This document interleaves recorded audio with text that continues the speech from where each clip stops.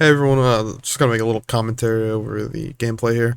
I wanted to review the 30th anniversary pack real quick and see if it's worth your money or not. To be perfectly honest, if you're a free-to-play player in this season right now, it is perfect. The free-to-play offerings are amazing with the Dares of Eternity game mode. The armor and weapons from it are very good. Battle rifle is probably the best pulse rifle legendary you can get in the game right now, and it's really shooken up the meta. It's a very fun weapon. The sidearm, the exotic forerunner that everybody gets access to, is very fun. It can 3-tap from crazy ranges, and for a sidearm, that's insane a little bit. So to sum up the activity, basically 6 people. It's match made on the easiest difficulty, and then on the other harder difficulty, you gotta find your LFG. So you matchmake, you load into Xur's treasure hoard, you get sent out to the field. You kill a few taken ads to start it up. You then initiate the spin, and it'll randomize which enemy type you get. On the legend difficulty, the one with all the overloads and unstops and all that, all the champions, it's a set. For the first 2 weeks, it was Zydron for the final boss. But anyway, you fight the ads, do whatever the objective tells you to do, whether it's throw balls at a taken blight or knock a Minotaur shield, whatever it is. You then go to the next area, and if you hit the jump, the man cannon, you get a Star Horse's Favor, which regenerates your heavy ammo, which is insane for Gjallarhorn. You then fight through more ads, do the same thing, complete another objective. Then at the end of the second room, you start the boss encounter, but before you get there, you have to guess on which plate between the 3 bosses. On normal difficulty, I don't think there's a way to guarantee a boss. I think it's legit just randomized. But on the harder difficulty, it's guaranteed because it tells you. So you just sit on it, bam, you're guaranteed the Star Horse's Favor. The 3 bosses are pretty unique. They're all from Destiny 1, I believe. I think Zydron is in D1. But Valis and Crota definitely were. I don't remember Zydron. He's not very memorable if he was in D1. And I've played 1,000, 2,000 hours of D1. It's too much time.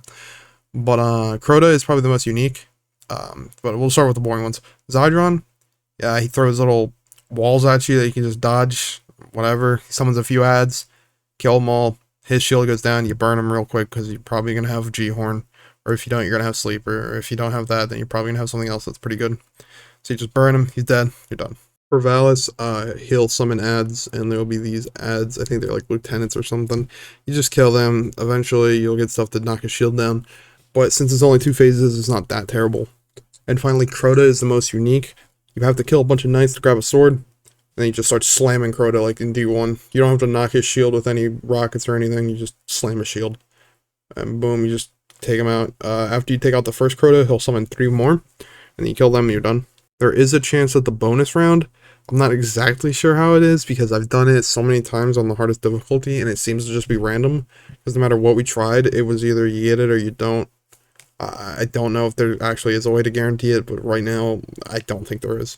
There's 2 swords you get for the free-to-play content. You get Half-Truths and the other half. The other half, purple one, is amazing. You want to get that sword. If you're playing at all right now, and the content isn't gone, go do it, get the sword. You can get it from rank up packages. I don't think you can get it from the treasure hoard chest. You just have to get it from ranking up Xur, so just grind out the event. The pulse rifle is pretty good for PvP. The grenade launcher can roll blinding nades and vorpal. I think it can roll auto-loading, so that's not terrible. There's a lot of good weapons. The trace rifle is really good. It's the first legendary trace rifle we can get. The shotgun is pretty good. It can roll 1-2 for PvE if you need it for that. So all in all, the free-to-play content is very good for this. Now let's get into the paid stuff. So you get access to the dungeon and Gjallarhorn, and a few armor sets and emotes, but if you don't care for the armor emotes, then you're just getting the dungeon and Gjallarhorn. Now, is Gjallarhorn worth $25? It's hard to say, right? Because some people are going to have nostalgia for it, so they're going to want it, so boom, they're going to buy it. Some people that have never used it are going to look at the damage numbers and be like, well, Sleeper's better. But Gjallarhorn's still an amazing, fantastic weapon. Now, some people have said it's pay to win for Gjallarhorn, which I don't really understand, because that's all Destiny's been. Forsaken, 1K came out, no one complained about that being pay to win. Anarchy came out, nobody complained about that being pay to win, but now you're saying it's pay to win. I don't really understand that. It's Twitter, I guess. But that's just what Destiny is. You have to pay to get the content, right? So the dungeon seems to be, it's probably one of the best dungeons. I think Dreaming City, Shattered Throne, I think people like that one more.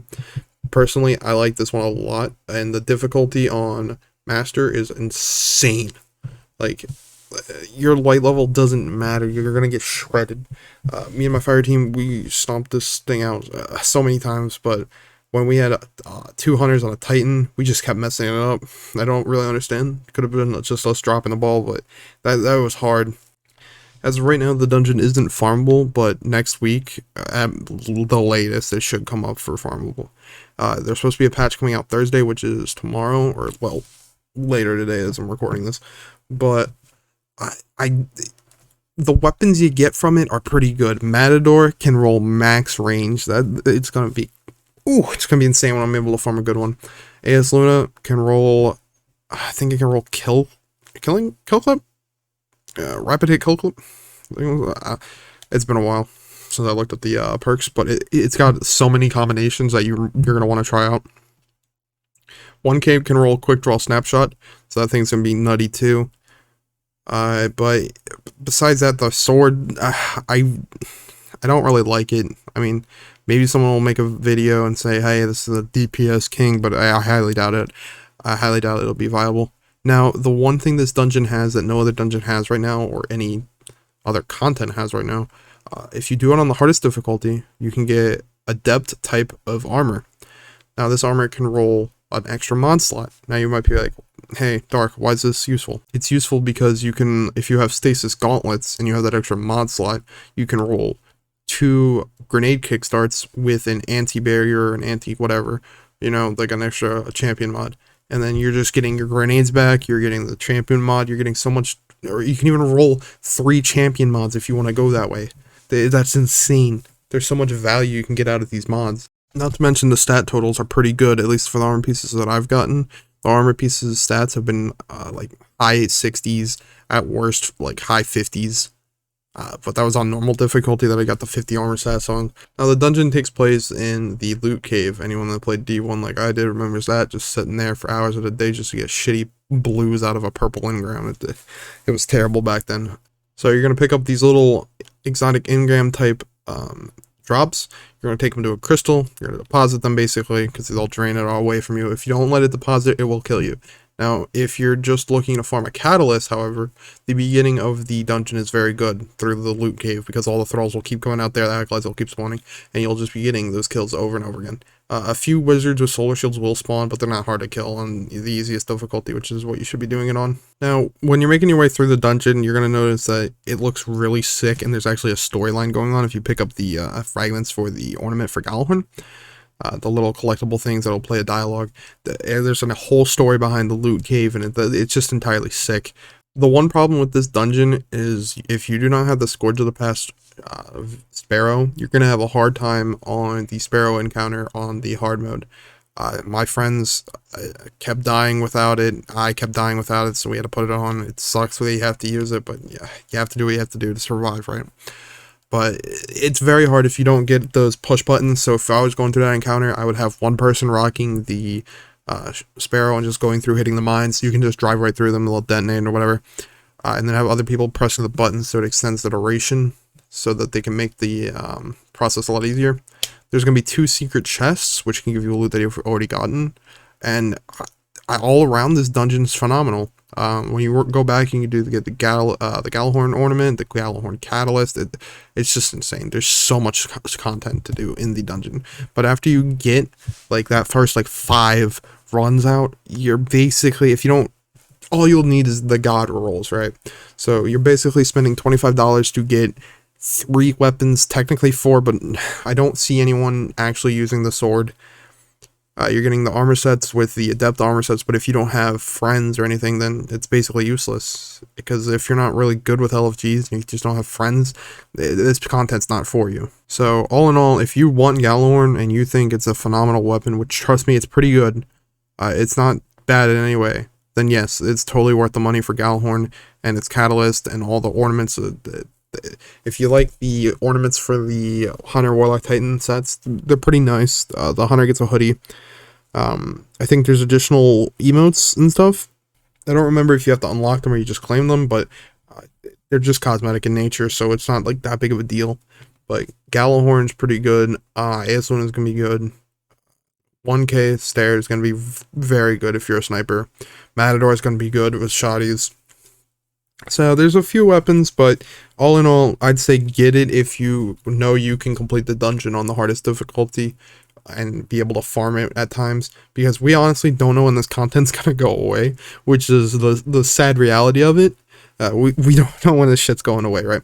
So you farm it while you can, get all the stuff you want, and you're just gonna be done.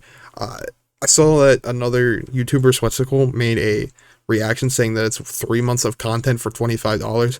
I don't think this is 3 months of content. I think that's a bad take, because I think it'll only last most people maybe a month. Maybe for the casual it lasts them 2.5 months, but I don't see that 3 month. I don't see it. For the pay to play content, I don't see it at all. But for the free to play content mixed in with the pay to play content, maybe. It's hard to say, right? Because god rolls just pop up and it happens randomly. But I do not see this content lasting 3 months when you're basically paying for half of it and you're getting the other half, the majority of it, for free, right? So the main prize weapon is Gjallarhorn. If you want Gjallarhorn, boom, go for it. If you don't have anybody to complete it with, just don't pick it up. It's not worth it if you can't get any of this stuff. Hope you guys enjoyed my thoughts. Leave yours down in the comments below. Thanks for watching. Please like, sub, and comment. Hope you all have a fantastic day. Peace.